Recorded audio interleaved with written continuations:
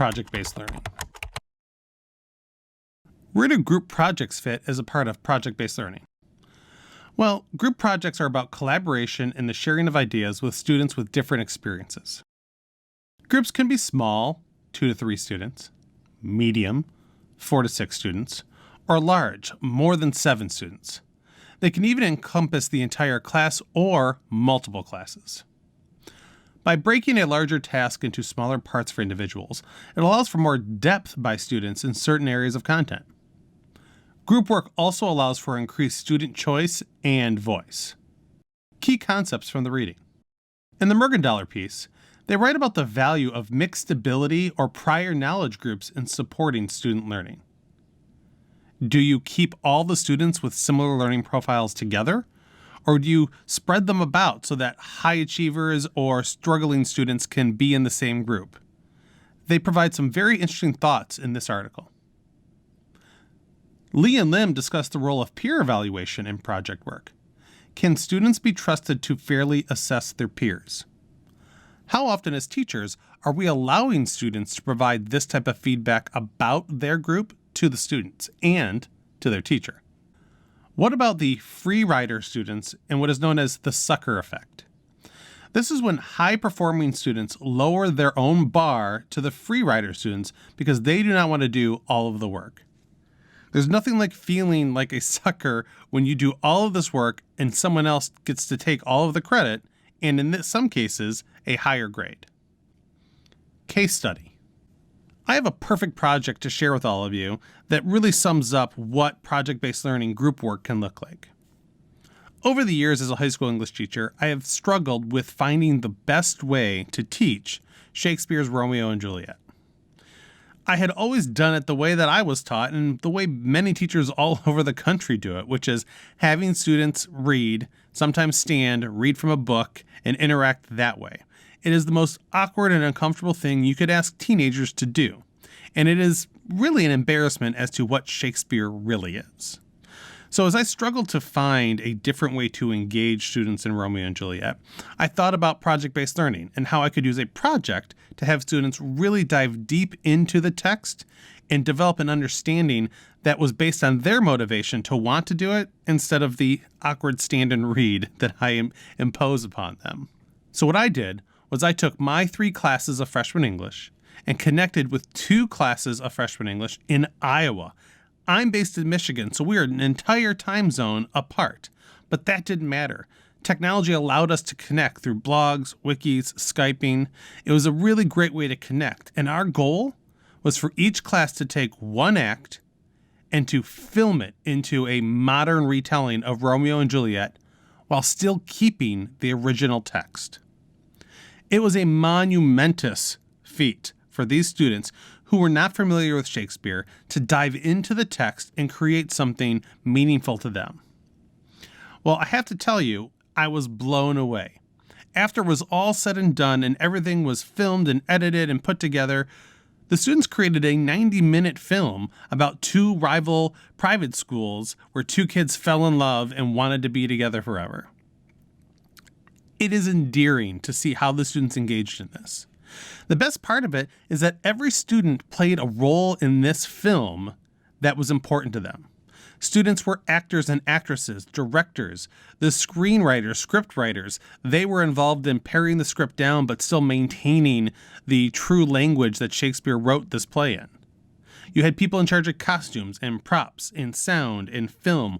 All of these different roles where students chose to be part of this project. And what was great is it required them to dive deep into the text to be able to successfully do their part. The screenwriters, that makes sense, right? They had to really understand the language. The actors and actresses, again, they had to have a strong understanding of what the text was if they were going to be able to deliver their lines. But people like the props and costumes, these students dove into the text looking for clues to inform what they were going to do and how they were going to interpret the characters and what they were going to wear. The soundtrack people, the people in charge of the music, they needed to understand the essence of scenes because they wanted the appropriate music to do that. So these students all dove deep into the text on their own in very powerful ways. How the key concepts apply. One of the things that stands out about this large project was the mixed ability grouping. The students from various levels of learning were all working together. Some had very different learning profiles than other people, but it didn't matter. They were all working together to accomplish one goal, and they were all supporting one another to make that happen.